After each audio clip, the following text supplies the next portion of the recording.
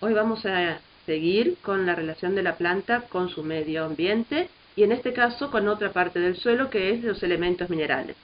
De esto vamos a ver los esenciales para la vida de la planta, cuáles son, qué rol cumplen en la planta, qué pasa cuando este elemento está en exceso o en déficit y vamos a ver un poquito también unos inicios de qué pasa cuando tenemos problemas de toxicidad y presencia de metales pesados. Esto empieza con los estudios, por supuesto, de Woodward que empieza diciendo que lo que alimenta a la planta es el agua, que lo que le permite crecer es el agua. Entonces es una experiencia con diferentes orígenes de agua y mira la ganancia en peso. Y termina diciendo que su teoría no es cierta, sino que lo que realmente aumenta la materia, el peso de la planta, es la materia que está en el suelo. Y con estos estudios, él sienta las bases para todo lo que va a ser la nutrición mineral en las plantas.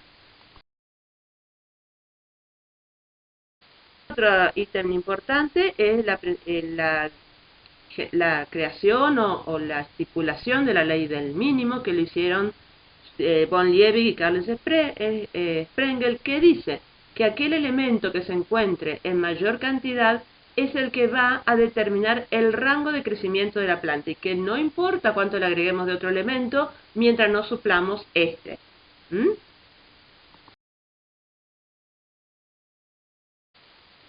Nosotros, ¿qué vamos a ver? Nos vamos a centrar en los elementos que estén en el suelo. ¿Está? Y de estos elementos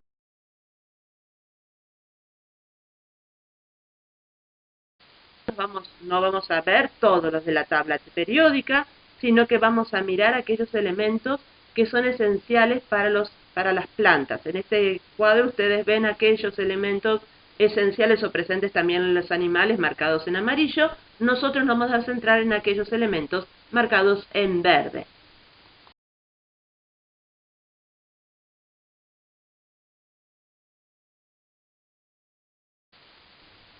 Pero dijimos que vamos a trabajar con los elementos esenciales. El investigador que determinó cuándo íbamos a considerar un elemento, o los investigadores que determinaron cuándo un elemento era esencial, fueron Arnold y Studt a principios del 1900, en los 1934. Y sientan tres criterios. El primer criterio es que la planta no puede completar su ciclo de vida o no hacerlo normalmente cuando no está ese elemento.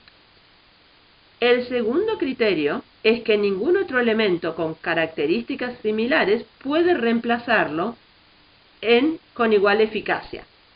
Y para que esto ocurra, el tercer elemento es que ese elemento debe participar en forma directa en el metabolismo primario de la planta, es decir, en fotosíntesis, respiración o crecimiento. Ahora, la presencia de elementos minerales o la cantidad de elementos minerales que hay en la planta no quiere decir que sean esenciales. Por ejemplo, ustedes tienen plantas como son las gramíneas y los equisetos que necesitan unas grandes cantidades de sílice, o las salófitas de sodio, o las especies que pueden reemplazar azufre por selenio. Esto es esencial para ellos, pero no las hace esenciales para la mayoría de los vegetales. Y para ser esencial tiene que serlo para todos los vegetales. Por eso esos elementos no se los vamos a tratar.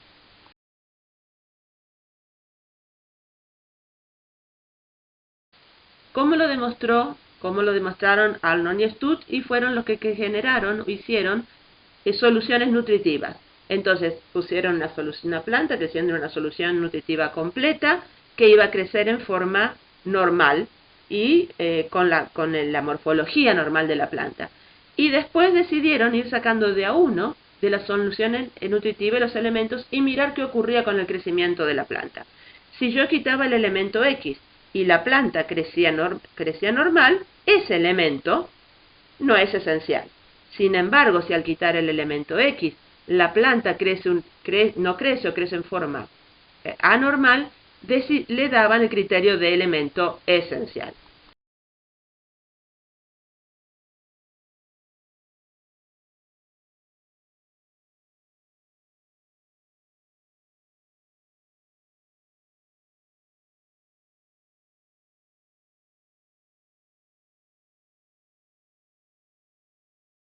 Esto determinaron 16 elementos esenciales. Y esos elementos esenciales van a estar se los va a encontrar en el peso seco de la planta. El 93% de los elementos del peso seco de la planta está constituido por carbono, oxígeno e hidrógeno. El hidrógeno y el oxígeno lo van a tomar del agua, el carbono y el oxígeno también lo pueden tomar del aire como dióxido y convertirse al peso seco mediante la fotosíntesis. Del resto del 7% de elementos, el que mayor ocupa tenemos el nitrógeno, el potasio, fósforo, calcio, magnesio y una cantidad de elementos más. Y a estos que estamos encontrando en ese 7% es lo que vamos a tratar nosotros como nutrición mineral. Y la mayoría de ellos se encuentran en el suelo, excepto el nitrógeno, que si bien está en la atmósfera, la planta no lo puede tomar de la atmósfera y lo toma ya oxidado, reducido del suelo. Por eso lo incluimos en este grupo de elementos minerales.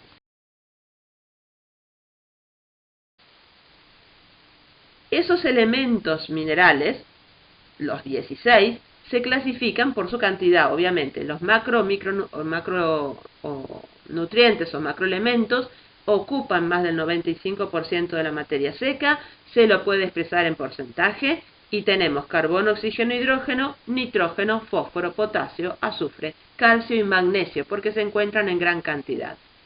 El restante porcentaje que se expresa en micromoles, que no llega al 1%, son los micronutrientes o microelementos, donde encontramos hierro, manganeso, zinc, cobre, moro, cloro y níquel. El níquel fue el último que se incorporó, por lo tanto nosotros no lo vamos a ver en detalle.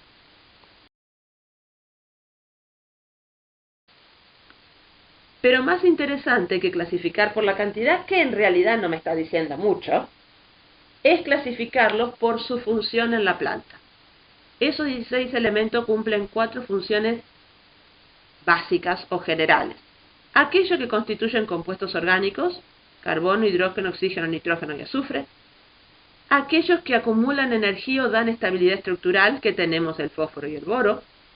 Aquellos que se mantienen en la forma iónica, tomando su rol como iones, o que son cofactores enzimáticos. Entonces tenemos potasio, calcio, manganeso, magnesio y cloro. Y aquellos involucrados en el intercambio o transferencia de electrones, es decir, que son metales altamente oxidorreductores, como son el hierro, el cobre, el zinc, el molibdeno y el níquel. Entonces ahora, teniendo esta clasificación, ya tenemos una idea un poquito mejor de qué estaría haciendo cada elemento dentro de la planta.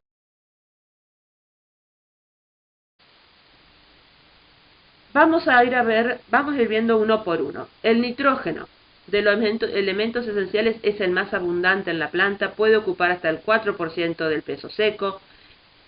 Es el que limita el crecimiento de la planta, básicamente. ¿Por qué? Porque está formando aminoácidos y proteínas, está formando aminas, amidas y ácidos nucleicos, está conformando enzimas, innumerable cantidad de pequeñas moléculas, además de ser la parte proteica o la parte porfirínica de la clorofila.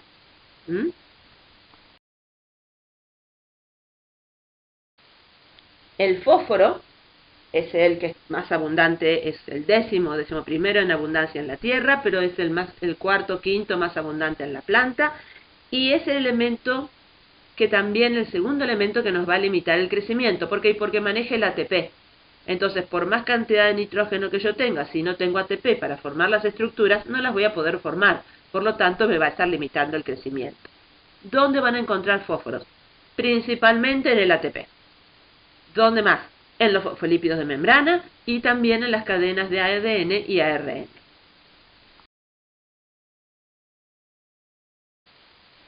El potasio es otro de los macroelementos fundamentales y está actuando como ion potasio. Mantiene la turgencia celular, por lo tanto nos va a decir si va a manejar como vemos, la planta. Entonces, al mantener la turgencia, regula la conductancia estomática, y esta conductancia estomática nos va a estar regulando qué balance. Ya lo vimos en la clase pasada. Por supuesto, el balance entre fotosíntesis y transpiración, mantiene el balance iónico de la planta. Por otro lado, fortalece las paredes celulares, regula actividades enzimáticas, promueve la tolerancia a estrés y estimula o no la translocación de fotoasimilados. Y en el citoplasma celular podemos tener concentraciones tan altas como 100 milimoles. El calcio, si bien hay mucha cantidad en la planta, hay mucha cantidad en la planta en el apoplasto y las vacuolas. Las concentraciones de calcio en el citoplasma se mantienen muy pero muy bajas. ¿Por qué? Porque ¿cuáles son las principales funciones del calcio? Que esté en apoplasto tiene que ver con su rol como unión o como estabilizante de las pectinas en la laminilla media. Y la baja concentración en el citoplasma tiene que ver con su rol como mensajero secundario. Es decir, ante una situación de estrés, el calcio sale al citoplasma, ese desbalance en la concentración de citoplasma funciona como señal de que algo está pasando para la planta.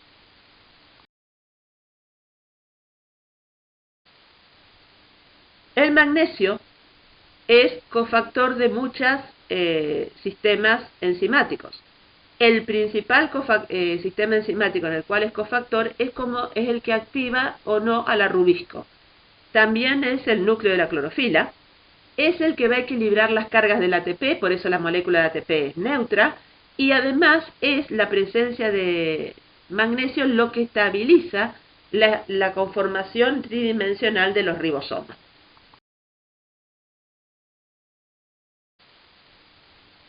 El azufre, dijimos que conformaba compuestos orgánicos, estaba en el primer grupo con el nitrógeno, y es básicamente porque forma parte de aminoácidos como cisteína y metionina. Además de este rol, va a estar formando un glutatión. El glutatión es un triaminoácido que va a participar en transporte de metales pesados y detoxificación de metales pesados y en defensa de algunos ataques de patógenos. Y además, el azufre se encuentra presente en lo que son las fitoalexinas, que funcionan como mecanismo de defensa, ya sea patógenos o para la presencia de herbívoros. Tenemos entre los microelementos el hierro. El hierro va a estar, lo encontramos ¿se acuerdan en la clasificación en el último grupo? Y lo encontramos fundamentalmente en las cadenas de electrones, ya sea de fotosíntesis o de respiración.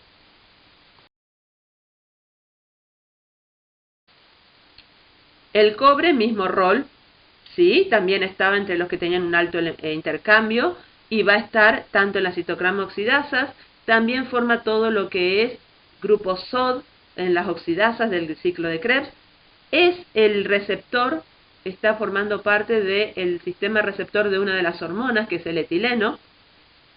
Va a estar conformando la plastocianina, que la van a encontrar uniendo los fotosistemas o las cadenas de electrones en los fotosistemas, y además tiene importancia en la producción de lignina en la planta y en la codificación para la formación de tapete cuando estamos hablando en las anteras. Manganeso va a tener que ver siempre en reacciones que estén involucrados altos contenidos de oxígeno. Por eso es fundamental en la reacción de Gill en la fotosíntesis. Es la aparición de estos grandes núcleos de magnesio lo que permiten esa ruptura de la molécula de agua. También activa sistemas de oxidación del haya, gran presencia de oxígeno, enzimas del metabolismo del nitrógeno y por supuesto enzimas del ciclo de Krebs que tienen que ver con el oxígeno. El molibdeno se lo determinó como esencial en el 1939 porque ante su carencia el crecimiento de la planta se veía afectado. Es cofactor unido a una cantidad de enzimas, sobre todo aquellas que tengan pterina, y es fundamental en la asimilación del nitrógeno porque está involucrado en la conversión del nitrato a nitrito en la asimilación de este elemento.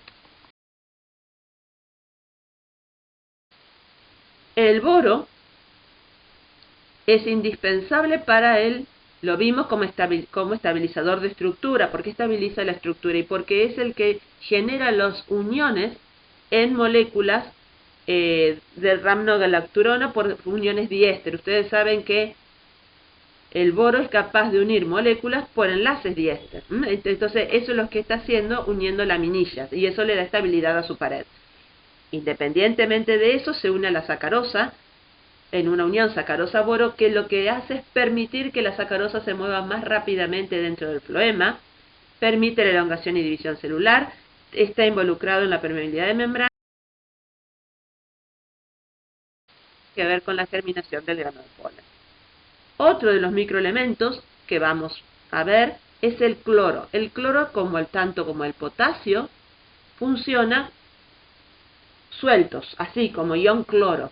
Y ese es el rol principal, ser el anión en la planta. Las plantas tienen 3 grandes aniones que van a estar circulando y regulando turgencias.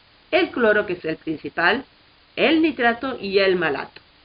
¿Está? Ese rol hace que tenga funcionalidad tanto en la apertura y cierre estomático como en la activación de bomba de ATP, y también el cloro va a participar en la reacción de Hill junto con el manganeso.